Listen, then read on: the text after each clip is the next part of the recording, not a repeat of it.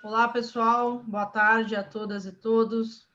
A gente está aqui ao vivo na TV 247. Eu sou a Gisele Federici. Tenho a grande honra, a grande alegria aqui de anunciar para vocês a estreia de um programa novo aqui na nossa grade, na nossa programação da TV 247, que é o Brasil Popular, que é uma junção aí, uma reunião sempre de debates de movimentos populares, né? Lideranças que venham trazer as reivindicações, as lutas, as conversas que vêm sendo feitas nos movimentos populares, mas sempre com especialistas de universidades, além dessas lideranças, políticos, né, parlamentares.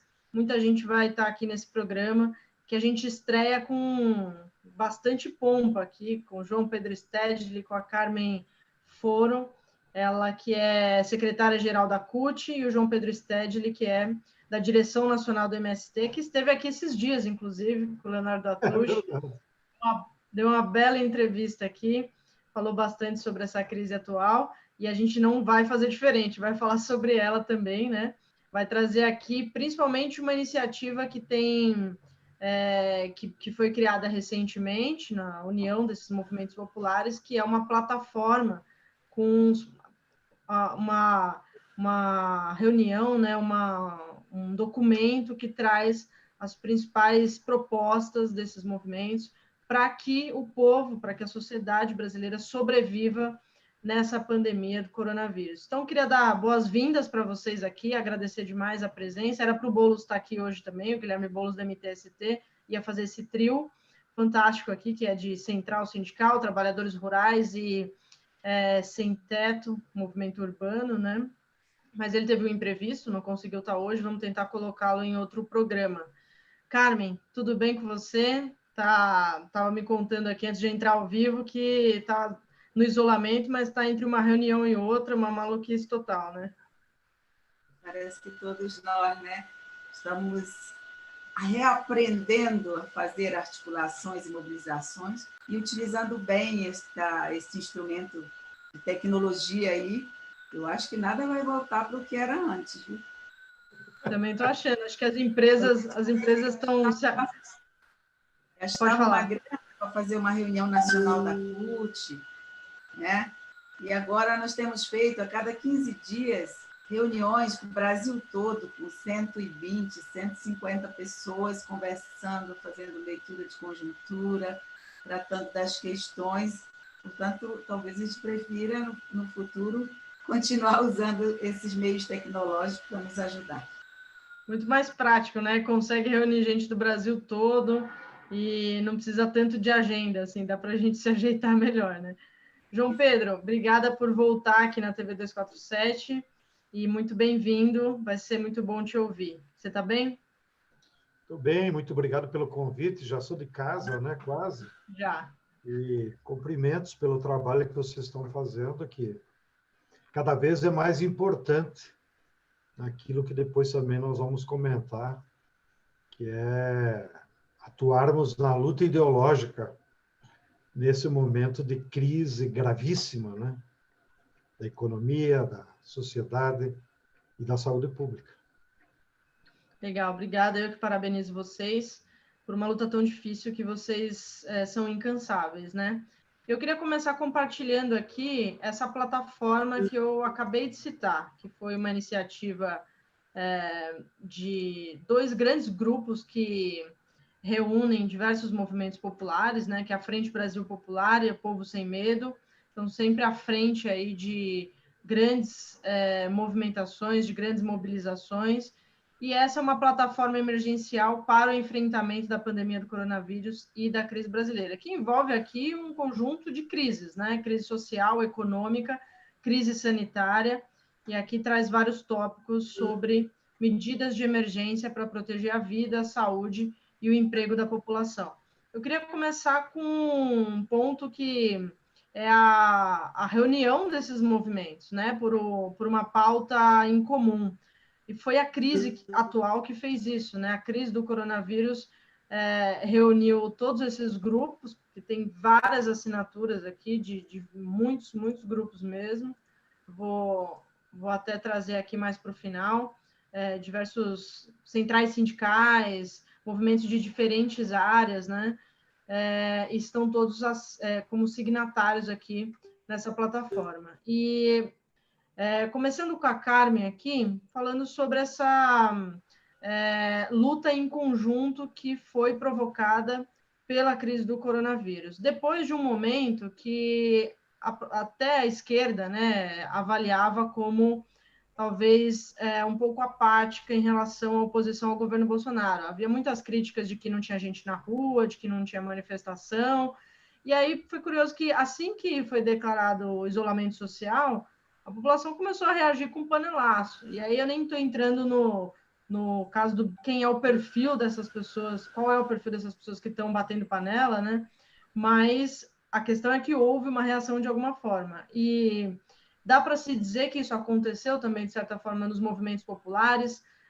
Vocês sentaram para discutir essa plataforma num momento de maior adversidade que a gente podia imaginar, né? Como é que foi essa iniciativa, Carmen? E como é que você diria que surgiu essa mobilização? Bem, boa tarde novamente a todos e todas. Agradecer, Gisele, pelo convite.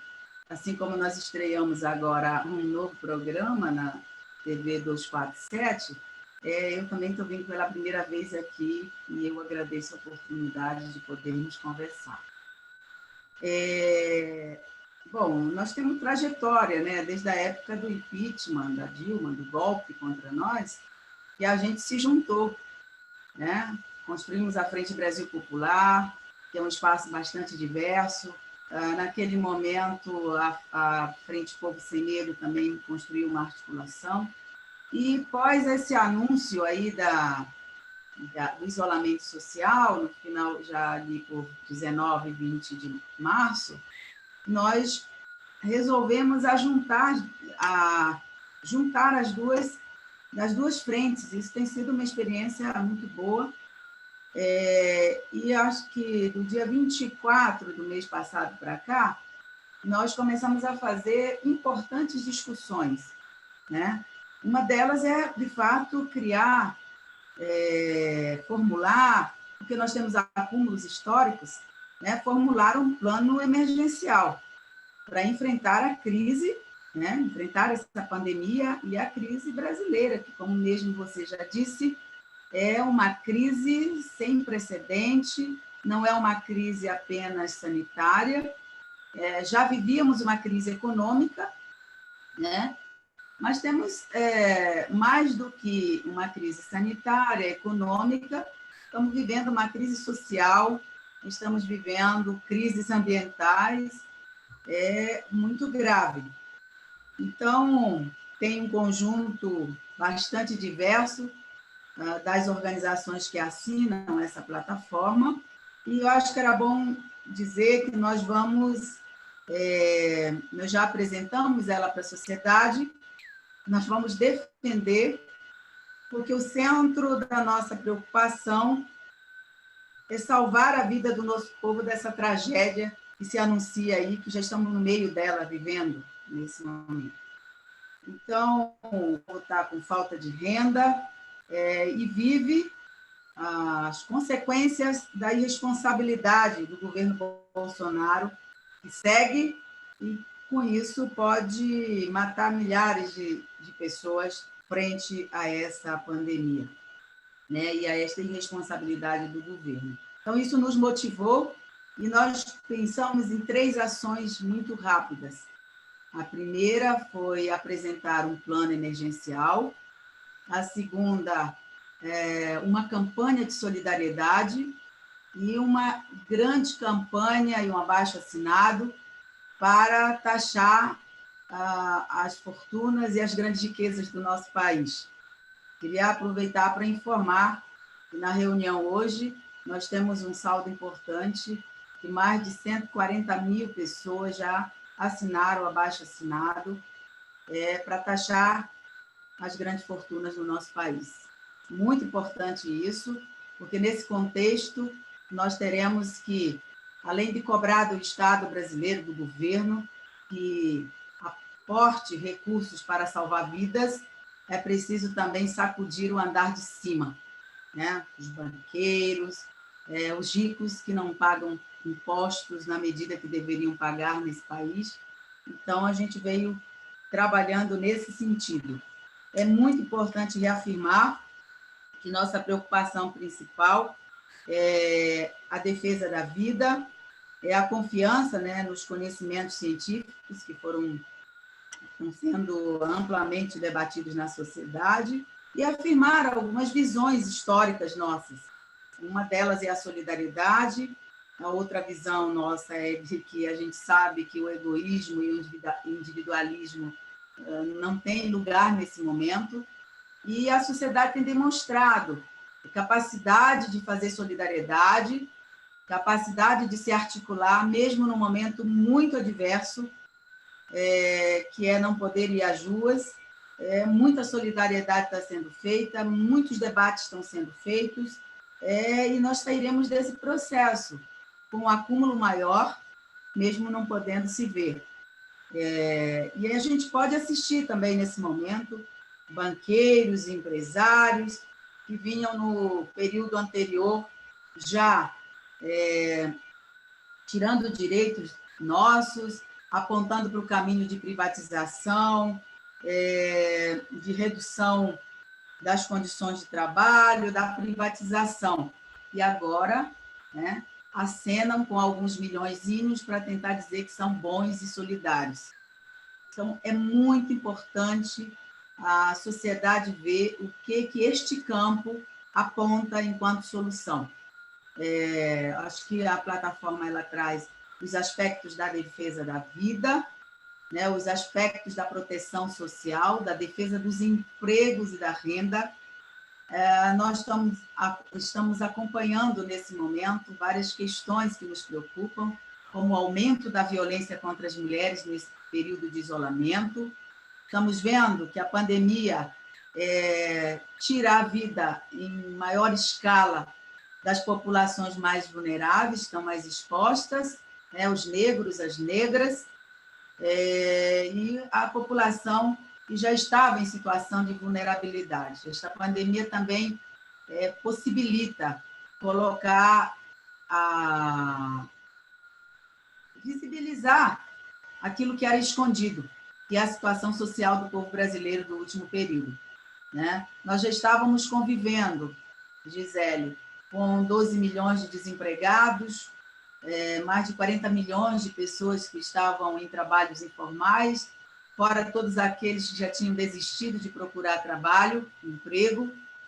E, não sei, tudo se projeta de que no próximo período nós teremos um número ali entre 20% a 25% de desempregados no próximo período. Então, é uma situação extremamente grave e não haverá caminho que não seja um caminho onde nós possamos reafirmar a nossa visão ideológica, o nosso caminho das organizações sociais, e essa plataforma aponta vários caminhos nesse sentido, de defesa da saúde pública, né, de revogação da EC 95, que nós chamamos na época de PEC da morte, né, de proteger os mais vulneráveis. Essa é a disposição nossa. Os movimentos populares estão muito articulados e nós estamos trabalhando muito no sentido de,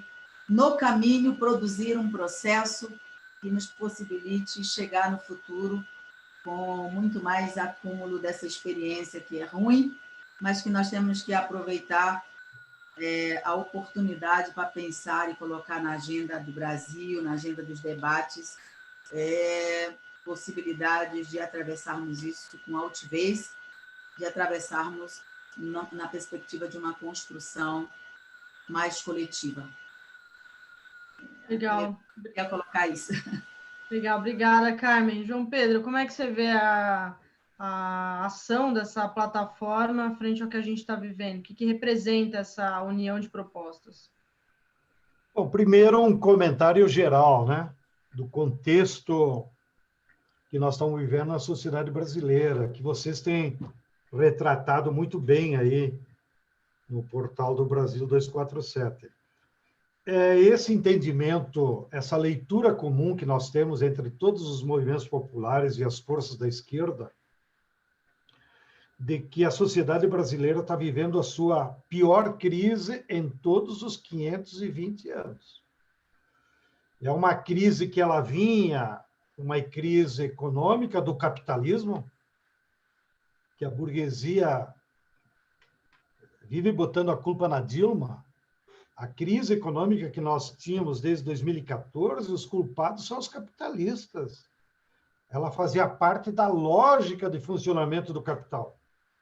Se transformou numa crise social, por conta que a burguesia jogou todo o peso da crise nas costas dos trabalhadores, então daí surgiu o desemprego, que a Carmen já se referiu, o trabalho precarizado, a perda de direitos, o que nós conquistamos em 100 anos de luta do século XX, praticamente eles em semanas passaram a régua. Tá? Desde a Previdência, a CLT, Fundo de Garantia, agora a última foi do PIS, né? Que também era um saláriozinho que dava por ano.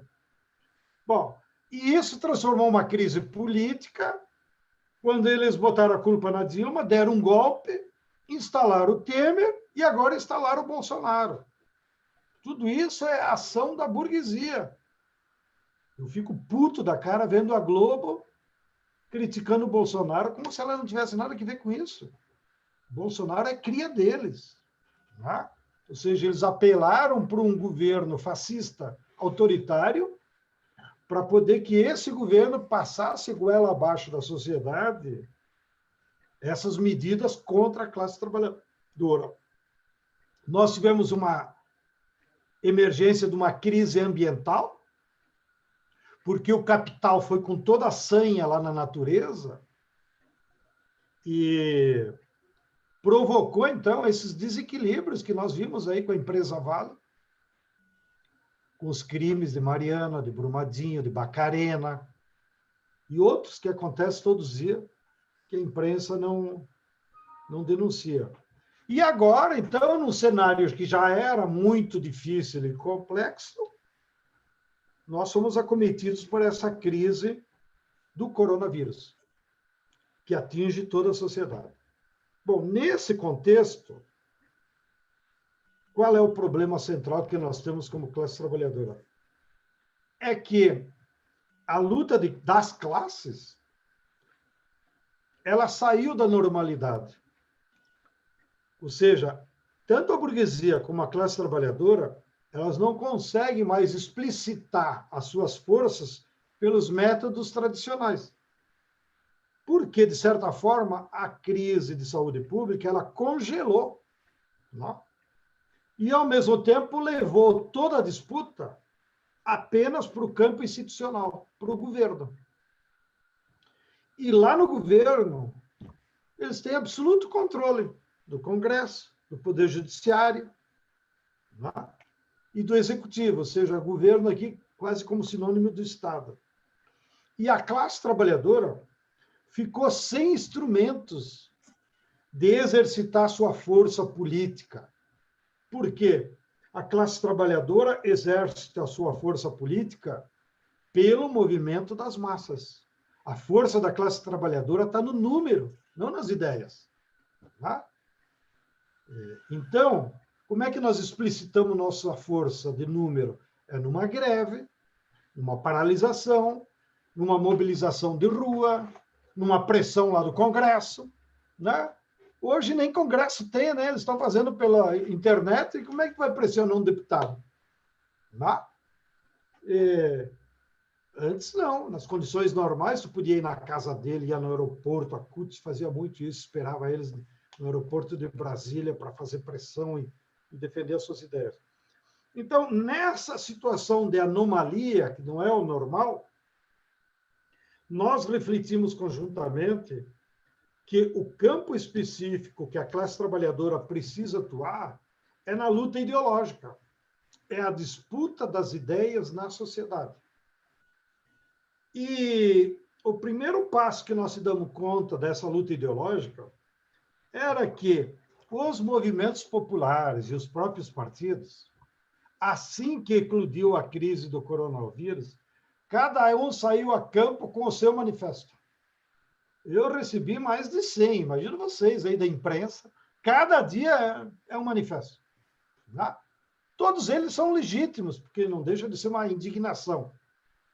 Porém, nós precisávamos ter uma plataforma de unidade para todo mundo, digamos, da classe trabalhadora, falar o mesmo idioma. E então, o valor principal dessa plataforma, e agradecemos muito a publicidade que vocês estão dando, é que ela representa a unidade de praticamente todas as forças populares organizadas na nossa sociedade, nas suas mais diferentes formas, seja de movimentos populares, seja das centrais sindicais, tá? Que a Carmen está aí como representante. Ó, todas as centrais sindicais assinaram, menos a Conlutas, que é muito pequenininha. As igrejas, praticamente todas as igrejas históricas assinaram o documento, os juristas, a OAB, os juízes pela democracia, as entidades em geral. Tá? Então, nós estamos muito contentes porque nós conseguimos uma unidade. Isso é importante, porque daí todo mundo começa a tocar a mesma música. É uma orquestra que daí tem uma pauta. Tá? Que antes estava cada um fazendo o seu solo, para usar a metáfora da música. Bom, e aí, como a Carmen disse, nessa plataforma comum, nós também conseguimos unificar leituras comuns, que ajudam depois a orientar a nossa ação. Primeiro, a defesa da vida. Se nós não ficar vivos, não tem luta de classe. Não? Então, a defesa da vida, ela teve dois componentes fundamentais. Primeiro, vamos se ajudar e ficar em casa, para nos salvar. Porque o isolamento social é a principal arma que nós temos de defesa da saúde de cada um de nós. Segundo, exigir que o governo, com os recursos públicos, portanto, é recurso do povo, potencialize todos os recursos necessários para a área da saúde. Seja no SUS, seja de equipamentos, seja de testes, seja de dar condições de trabalho para aqueles nossos soldados que estão na primeira trincheira da guerra contra o vírus, que é os trabalhadores da saúde. E eu tenho repetido até porque me sinto na obrigação. Eu tenho um filho que é médico emergencialista e o coitado está lá na frente de combate no pronto-socorro de Porto Alegre, enfrentando todas as mazelas da vida humana, porque é lá que bate a dor, né? E ele comenta, né, das condições de trabalho, é de chorar, como diz o outro, né? O governo tem sido ausente, é irresponsável, apesar da boa intenção do Mandetta, mas do ponto de vista real, os nossos hospitais estão muito fragilizados. Então, esse era o primeiro ponto. Nós temos que salvar a vida. Primeiro, vamos salvar, que tem esses dois viés. Segundo, era o tema do trabalho e da vida real. Se as pessoas não tiverem renda, como é que elas vão se alimentar? Como é que elas vão sobreviver? Né? Então, a plataforma também tem vários indicadores pressionando o governo e sinalizando para a sociedade que é preciso medidas de emergência para garantir a vida normal. Então, nós estamos dizendo, fica em casa. E quem é que vai pagar teu salário? O governo. Né? Como em vários países tem sido feito isso. E aí nós não queremos entrar nessa briga ideológica. Ah, mas então o dinheiro público vai pagar a folha das empresas? Vai sim. Agora não é o problema. Agora o problema é que no final do mês o trabalhador tem que ter o seu salário lá. Porque senão o patrão bota para a rua. O patrão não vai aceitar só diminuir a jornada. Ele vai querer diminuir o salário, que é toda a briga aí da Carmen e da CUT. Bom, aqui também foi outra briga que a plataforma ajudou, que foi através dos nossos deputados, da chamada bancada de oposição, conseguir aumentar aquela ajuda de emergência. Bom, e quem não é empregado, como é que vai se salvar dessa? Ajuda de emergência. Que adquiriu esse nome, embora o nome melhor teria sido renda básica para todo mundo. O governo queria dar 200 e, graças a essa unidade, nós chegamos a 600, que numa família de 2 adultos pode virar 1.200. Então, já alivia a fome de quem tiver acesso. E vocês viram, né? A turma ficava, não, mas isso é difícil, não sei o quê, não sei o quê. Se inscreveram praticamente 50 milhões de brasileiros. Então, eu acho que aí, pelo menos, nós criamos um colchão. Falta, inclusive, nossa capacidade de comunicação para dizer para esses trabalhadores precarizados que foram beneficiados que eles só receberam isso graças ao trabalho dos partidos de esquerda e os movimentos populares, porque a maioria deles, sem formação política, vão continuar achando que é uma dádiva do governo, que não foi. No fundo, o dinheiro é deles mesmos, que é um recurso público. Bom, terceira linha da nossa plataforma é a produção de alimentos. Tá? Bom, no primeiro momento, tá bom, tem o estoque do supermercado, tem a feira, tem não sei o quê, a SEASA, a SEAGESP. O que nós estamos dizendo é que é preciso que o governo incentive imediatamente a produção de alimentos, esses mais rápidos, tá? Porque a crise vai ser prolongada. E os camponeses do Brasil inteiro, a agricultura familiar, está se comprometendo a produzir alimentos, porque até tem essa vantagem. Quem é pequeno agricultor familiar, né, ele pode ainda ir trabalhar lá na roça. Como ele vai individualmente com a família, não tem problema de contaminação. Tá?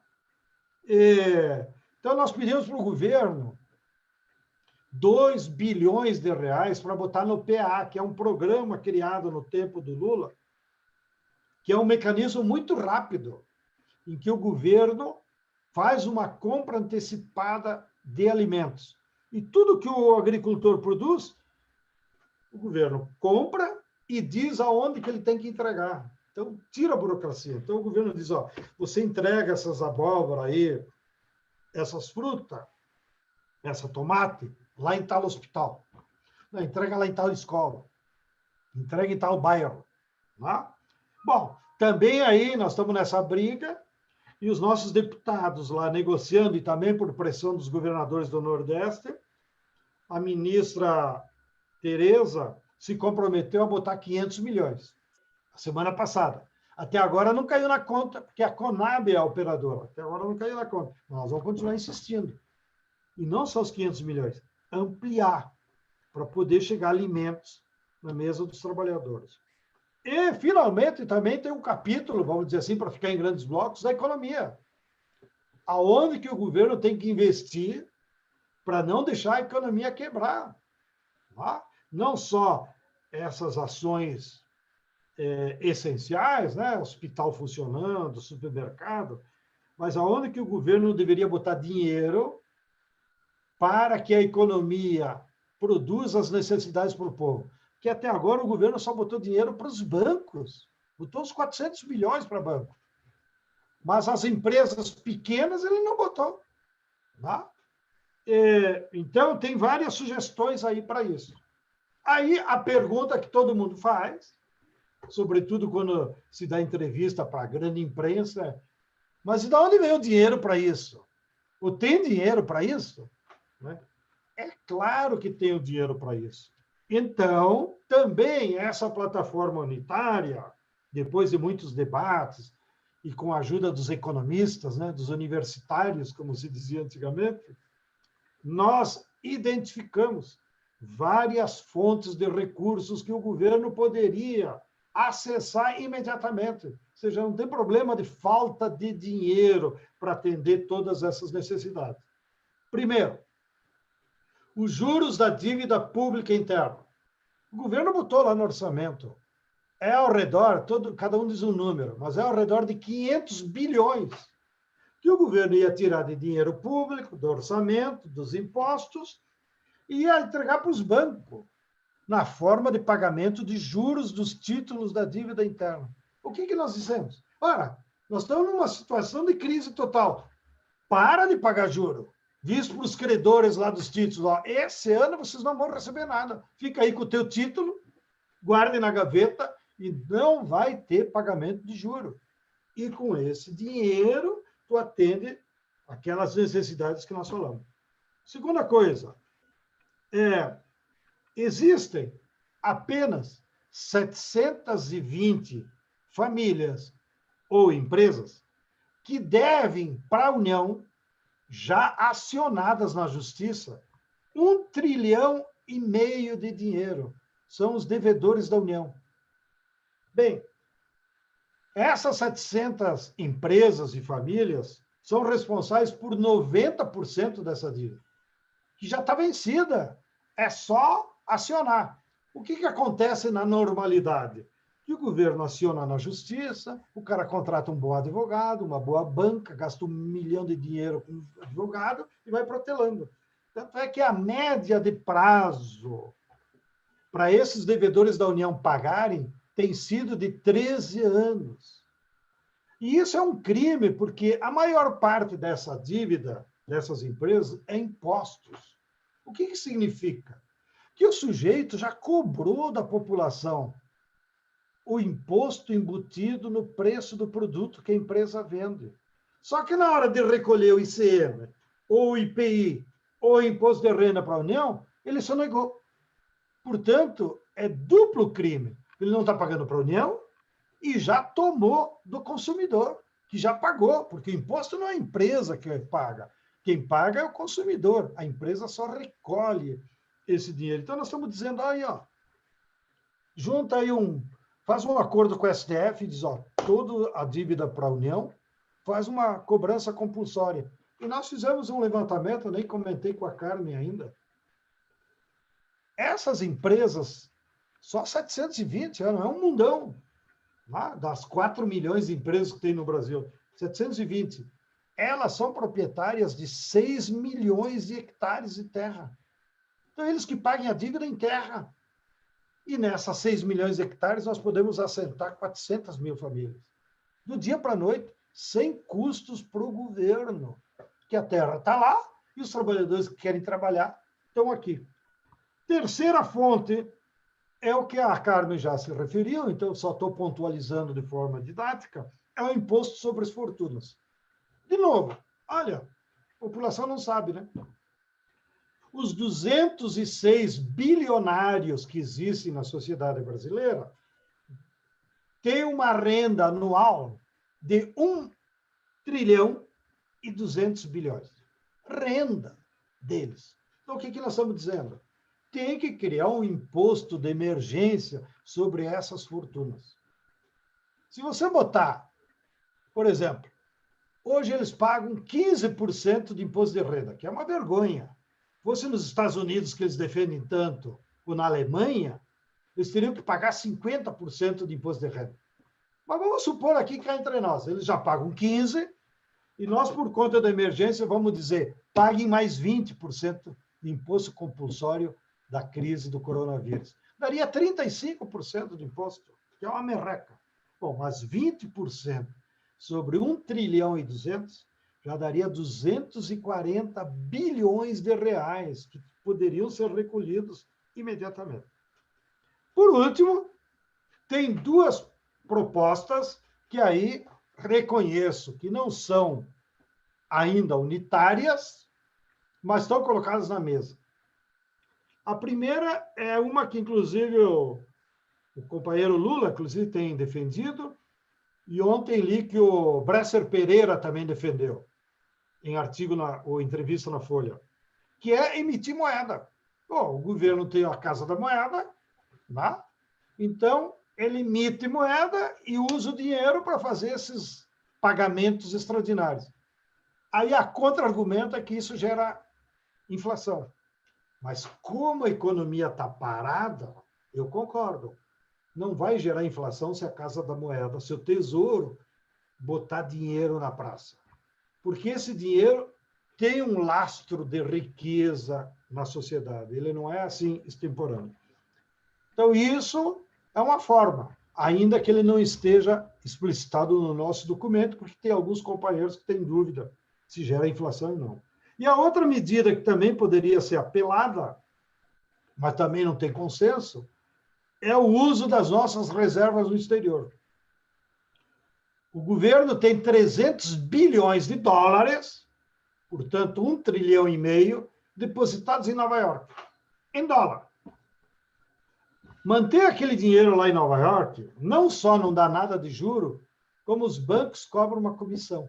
Então, ele nos custa, inclusive, para manter lá. Então, tem alguns companheiros nossos, e eu gosto da ideia também, que defendem, bom, vamos internalizar, traz lá de Nova York, isso tudo é por computador, né? Traz lá de Nova York 100 bilhões de dólares, e você injeta na economia, já são 500 bilhões de reais, que então serviriam para atender todas as necessidades que nós descrevemos. Então, Gisele, é mais ou menos isso que é a essência dessa plataforma que nós construímos, que, como você vê, espero ter explicado, é mais do que um documento. Ele é uma vontade política de unir ações e apresentar para a sociedade soluções concretas de emergência para resolver o problema concreto da saúde e da vida real das pessoas.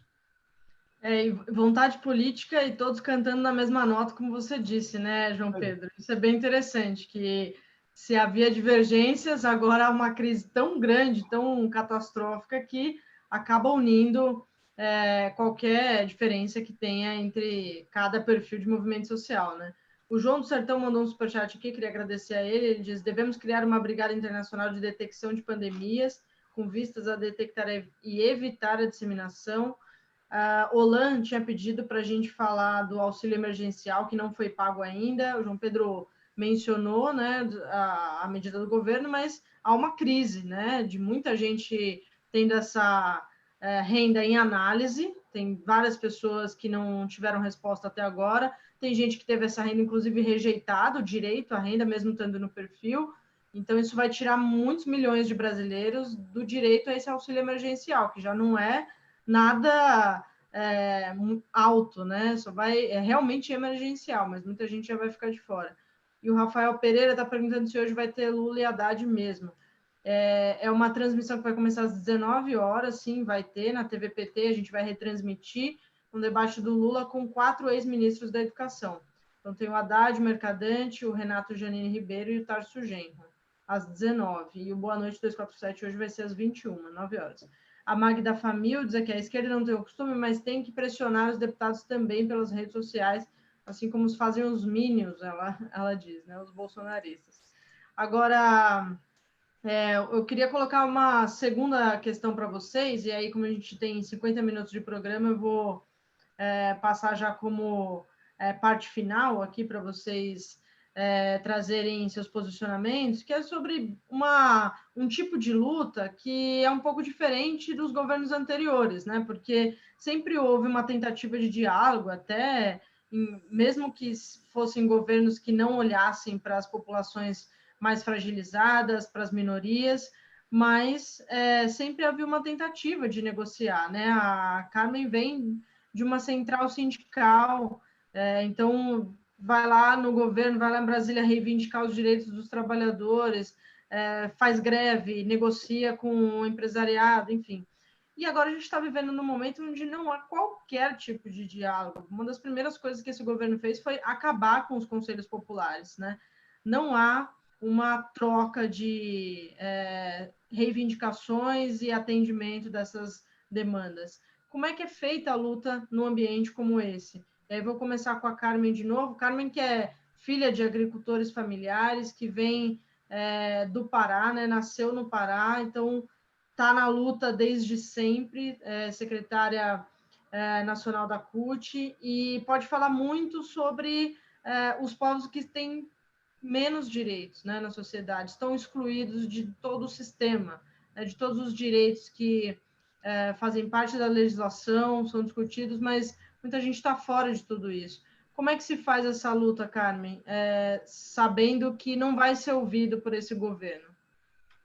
Então, primeiro, eu não sou só filha de agricultor, como eu tenho minha terrinha lá no estado do Pará, no município de Garapé-Miri. Carmen, deixa eu só te pedir para falar um pouquinho mais alto, que seu som tá baixo e tem um ruídozinho, assim, tá meio difícil de te ouvir. Mas se você falar um pouquinho mais alto, dá para ouvir. Eu não sou só filha de agricultor, tenho minha terrinha lá em Garapé-Miri, no estado do Pará, e realmente caminhei bastante por aí. Estive na CONTAG, ainda sou membro da CONTAG, da direção da CONTAG. Organizei 2 grandes marchas de mulheres. Eu acho que o ano passado nós conseguimos viver essa experiência tão linda que foi a Marcha das Margaridas nas ruas de Brasília. É óbvio que nossa vida toda foi organizar, mobilizar, negociar, pressionar. E agora nós já estamos vivendo um processo dos mais difíceis, porque, inclusive, a medida provisória, a 905, trazia essa questão, desde a reforma trabalhista, a ideia de não só retirar direitos, mas retirar a possibilidade da nossa existência, seja ela de financiamento, seja ela da representação dos trabalhadores. A gente está atravessando isso de uma forma muito difícil, né? Tanto é que o STF tomou posição de que não precisaria de negociação coletiva para enfrentar o que estava anunciado aí na 905, que o novo momento nos dá a certeza de que é possível, apesar da dificuldade, nós conseguirmos fazer pressão. Nossa voz, nossa pressão no parlamento tem sido através dos combativos companheiros e companheiras da oposição, né? Do Partido dos Trabalhadores, do PSOL, de vários partidos que resolveram, nesta linha mais de articulação, estar conosco. Então, através deles, nós temos feito pressão para dentro do Congresso, né? E como disse João Pedro, a renda que foi garantida, o auxílio que foi garantido, foi graças a essa pressão. Mas eu penso que nós estamos vivendo, Gisele, um momento de disputa, que aparentemente não está na pauta, mas há toda uma movimentação para disputar que Brasil nós vamos ter no futuro. E nós vamos ter que fazer essa disputa. Nós, trabalhadores, nós, esse campo que se articula no último período e tenta apontar caminho para enfrentar o que estamos vivendo nesse momento, mas que produzirá outras possibilidades. Vai depender muito do tamanho desta briga que nós vamos ter que fazer. Eu, inclusive, acho, falando do auxílio, né, que poderia ser uma renda básica, um auxílio básico, alguma coisa dessa natureza, eu acho que nós, da classe trabalhadora, nós dos movimentos populares e sociais, dado, inclusive, nesse momento de ter se revelado o quanto nós temos de mazelas no nosso país, que muitas das vezes é escondida, invisibilizada, para que não tenham nenhum culpado, né? Então, nós temos que agarrar algumas questões e trazer para o debate, exemplificando uma delas. Eu acho que nós temos que lutar no futuro para ter, depois de tudo isso, no país, uma renda mínima, e nós não aceitaremos menos do que um salário mínimo. É o mínimo mesmo, um salário mínimo, porque R$600 que nós conseguimos chegar é muito pouco. É importante, mas é muito pouco. Então, acho que no futuro nós temos que brigar no conjunto de desempregados, de pessoas desprotegidas que tem no nosso país, brigar muito, lutar muito para que a gente tenha, enquanto responsabilidade, a garantia de uma renda mínima. Então, acho que tem coisas que vieram e vão ter que ficar de forma mais qualificada. Os processos organizativos que nós tínhamos hoje,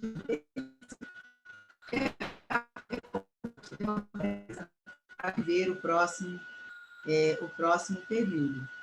Então, para garantir aqui que tem ainda 10 minutos para o João Pedro,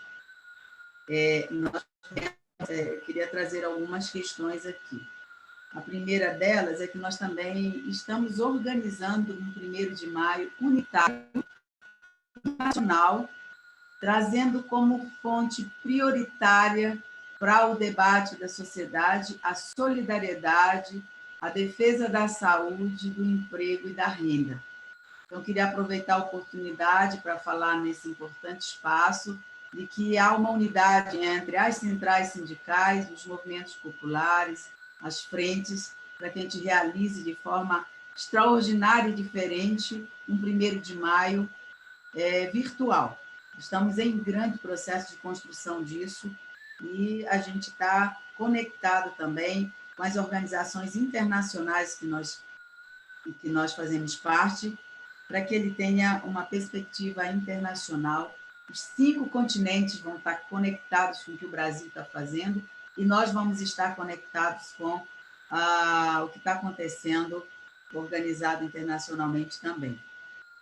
Eu acho que é muito importante colocar isso, porque nós teremos que estar muito atentos aos movimentos que acontecem e fazermos aquilo que nós sempre soubemos fazer, propor, pressionar e construir novos caminhos para a luta da classe trabalhadora nesse momento. Eu espero que a gente saia de tudo isso sendo capaz de ter apresentado caminhos para a sociedade brasileira, apresentado todas as nossas críticas e as nossas proposições. Não é possível que nós saiamos desse processo sem que tenhamos acumulado e fortalecido, disputado ideologicamente,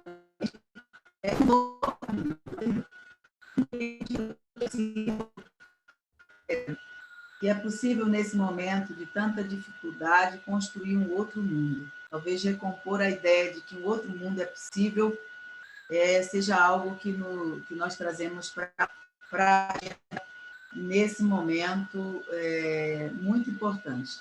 Por último, dizer que também nós, dos movimentos sociais, sindicais e populares, estamos organizando uma plataforma, na verdade não é uma plataforma, é um plano safra emergencial. Nós entendemos o papel do campo na produção de alimentos, nós queremos reforçar isso, porque senão a cidade vai ficar sem ter o que comer, porque os grandes empresários aí da área agrária têm gordura, têm caixa, e a população brasileira, se não tiver a agricultura familiar produzindo, pode ter um problema muito breve de abastecimento. Portanto, nós estamos formulando, discutindo um plano para ser lançado o mais breve possível, em parceria com o parlamento, com os movimentos que atuam no campo e dialogando com os movimentos que atuam na cidade. Poderá faltar alimento, e nós, da agricultura familiar, fomos capazes de produzir alimento, nesse momento, para abastecer a cidade, e, neste momento, até para ser solidários e solidárias com as pessoas que vivem nos grandes centros urbanos. Então, eu queria colocar isso, porque entendo que é a nossa capacidade de fazer enfrentamento do jeito que nós podemos nesse momento. E o valor de tudo isso tem sido a nossa capacidade de unidade política e de reflexão. Queria dizer algo que ainda não está construído, não está batido o martelo, mas que ganha força nesse momento, o nosso caminho de construção a partir da base, a partir dos movimentos populares e sociais, a necessidade de fazer com que a gente ganhe força na sociedade para consequência, a ideia de um fora Bolsonaro na sociedade brasileira.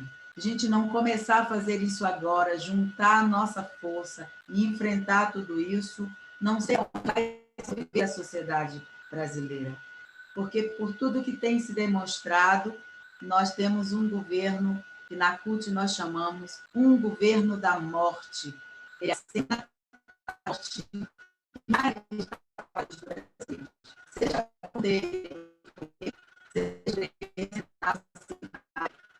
que os trabalhadores voltem a trabalhar e sejam infectados por essa pandemia.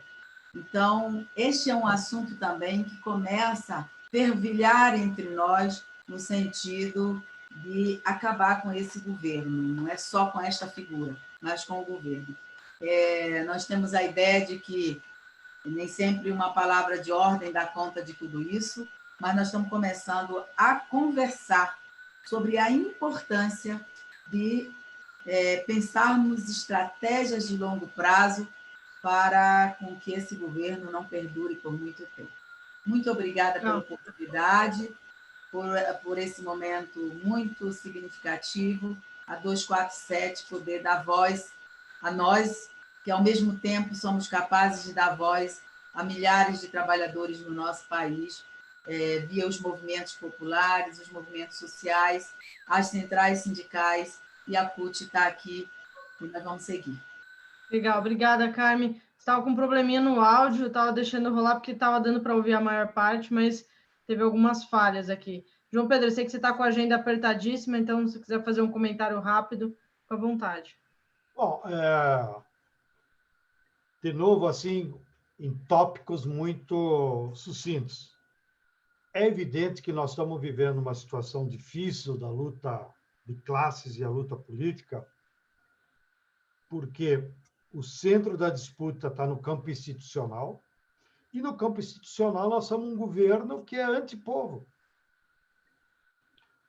E um governo, por sorte, ele comete tantos erros contra o povo e a sociedade brasileira, que, independente da nossa força, ele está se isolando cada vez mais. Então, hoje, o governo Bolsonaro só se sustenta porque ele é tutelado pelas Forças Armadas. Por um lado, isso pode parecer uma fortaleza para ele, porque ele tem a retaguarda dos milicos, mas, por outro lado, é também uma fragilidade dele, porque se amanhã depois os milicos perceberem que os erros do governo contra o povo vão respingar na farda, eu acredito que os milicos podem trocá-lo, botam lá o Mourão, botam lá o Braga Neto, o quem eles quiserem. Mas isso como um componente da luta institucional. Nesse epicentro da crise, que era a origem da tua pergunta, então, o que a classe trabalhadora tem que fazer? Só assistir na televisão? Não. Como comentei antes, nós achamos que o centro da luta de classes hoje é no campo da luta ideológica. Ou seja, nós temos que disputar as ideias na sociedade, como estava explicando a Carmen. E aí, há alguns caminhos para disputar essas ideias. O primeiro é as redes sociais, como vocês estão fazendo, como todo mundo está fazendo. Então, todo militante tem que atuar lá nas redes sociais, tá? Para fazer comunicação de massas, ainda que de forma individualizada, e utilizar isso como uma forma de agitação e propaganda. Agitação quer dizer denunciar os erros do governo, e propaganda quer dizer anunciar o que poderia ser feito para salvar o povo.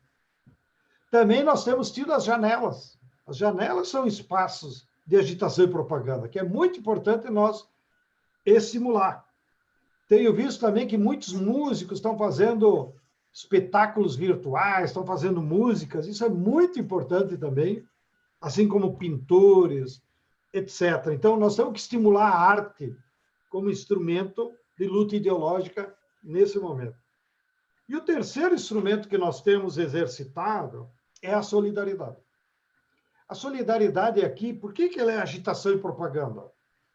Ela é agitação porque ela permite o povo se defender. E, portanto, é como diz, bom, já que não tem governo, já que não tem Estado, e eu quero estar vivo, vamos se ajudar. Vamos se ajudar na saúde, com os vizinhos, e vamos se ajudar dando alimentos para quem mais precisa. Porém, a solidariedade tem um componente também de propaganda, ou seja, do anúncio de uma nova sociedade, porque ela é também um princípio de vida. E isso que a crise demonstrou. Ou nós nos salvamos todos, tá? Ou ninguém vai se salvar sozinho. Portanto, o novo mundo que vai emergir disso terá que ser um mundo necessariamente baseado na solidariedade. O mercado, o individualismo, o egoísmo, o neoliberalismo foram derrotados, não servem mais para nada. Inclusive, cobra caro, porque eu vejo aí de vez em quando notícias, né, de sujeitos que achavam que ele abriu o bar sozinho, porque tal. 2 semanas depois morreu. Tá? Então, os que se metem a machões, né, a eu me salvo, como o próprio presidente disse, né, é problema meu, se eu estou com o coronavírus, isso é a demonstração da ignorância completa, né? Tudo ao contrário, a nova sociedade terá que ser uma sociedade fundada na solidariedade. E aqui quero abrir um parênteses, porque nós estamos no meio de comunicação que tem muita repercussão, para chamar atenção, como a própria burguesia se deu conta que a solidariedade vai ser um dos fundamentos do novo debate depois da crise. Notem que, ultimamente, os grandes meios de comunicação, a Globo, a TV Cultura, eles estão evidenciando ações de solidariedade da burguesia. Então, ficam dizendo, não, olha, o Itaú deu tanto, tal empresa deu tanto, fulano deu tantas máscaras, não sei o quê, não sei o quê. No fundo, eles querem também se salvar moralmente, porque eles sabem que, se não fizerem isso agora, depois eles vão ser cobrados. Ainda que essa imprensa burguesa, hipócrita, esconda as mazelas da falta de solidariedade dessa mesma burguesia. Hoje eu estava lendo uma notícia da BBC Brasil. Não sei como é que eles fizeram uma pesquisa aleatória, mas estavam divulgando. A imensa maioria das 6,3 milhões empregadas domésticas que nós temos no Brasil, e é o país do mundo que tem mais empregada doméstica, elas foram dispensadas, porque as patroas estão com medo. Aliás, a primeira morte de coronavírus no Rio foi uma empregada doméstica de uma patroa que veio da Itália, né? Bom, e eles fizeram um levantamento que 60% dessas mulheres domésticas dispensadas do trabalho, porque a patroa está com medo, não estão recebendo salário. Olha, então, por um lado, ficam fazendo a trombeta do fariseu, que o Itaú deu 1 bilhão, e, por outro lado, não denuncia que essa mesma burguesia não está pagando a sua empregada doméstica, que até ontem lavava roupa, fazia a sua comida, cuidava dos filhos, ou seja, estava lá convivendo com essas famílias burguesas e de classe média. Então, mas isso tudo para ver como na questão da solidariedade também há uma luta ideológica que está permeando. Só complementando essa pesquisa, quem menos paga, né, quem mais dispensou e não paga o salário dessas diaristas, dessas empregadas domésticas, está mais concentrado nos grupos das classes sociais A e B. Ou seja, quanto mais dinheiro essas pessoas têm, menos elas se importam com quem tem menos. Te agradeço o detalhamento. Agora, quero terminar indo um pouco na direção da Carmen, de que nós somos otimistas. Nós achamos que depois dessa crise, seja de saúde, nós vamos ter que fazer um grande debate com toda a sociedade sobre que tipo de modelo econômico nós queremos. E, evidentemente, que esse governo não tem pé nem cabeça. Então, em algum momento, a sociedade brasileira vai ter que trocar o governo para poder reorganizar a economia, para poder reorganizar os direitos dos trabalhadores. E também, nesse novo projeto de país, que nós vamos ter que discutir e aprofundar, eu concordo com a Carmen, que vai emergir essa ideia central de que toda família de brasileiro, independente da sua condição, cor da pele, etnia, onde mora, tem o direito a uma renda básica de um salário mínimo. E nós conseguimos um aliado muito importante nessa crise, que foi o Papa Francisco.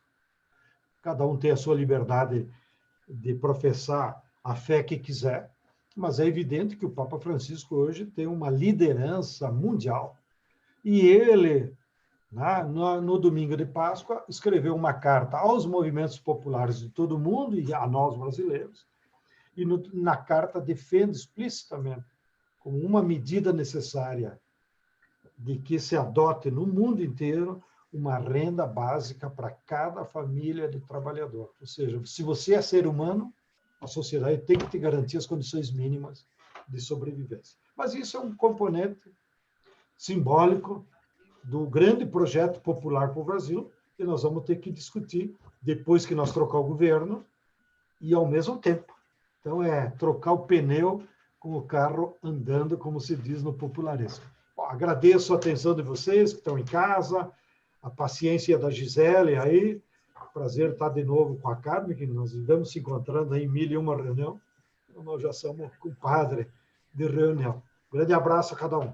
Legal, gente. Muito obrigada aos dois. Próxima quarta-feira a gente está de volta com outras lideranças, com outra temática. A gente divulga antes na nossa programação, mas vai ser o programa Brasil Popular vai ser sempre às quartas-feiras, às 16 horas. Hoje, que foi excepcionalmente às 15, mas vai ser sempre às 4. E aproveitar para fazer um anúncio que o João Pedro trouxe aqui, a questão das empregadas domésticas. Na quinta-feira, às 5 horas, a gente vai fazer um programa bem importante sobre isso, especificamente para debater a questão das empregadas domésticas com a deputada Benedita da Silva e com a ex-presidente Dilma Rousseff e mais duas lideranças na cultura e nos movimentos sociais para a gente debater essa questão. Então, Dilma Benedita da Silva foi a presidente quando a legislação para regulamentar a profissão aconteceu e a autora do projeto, que é a Benedita, né?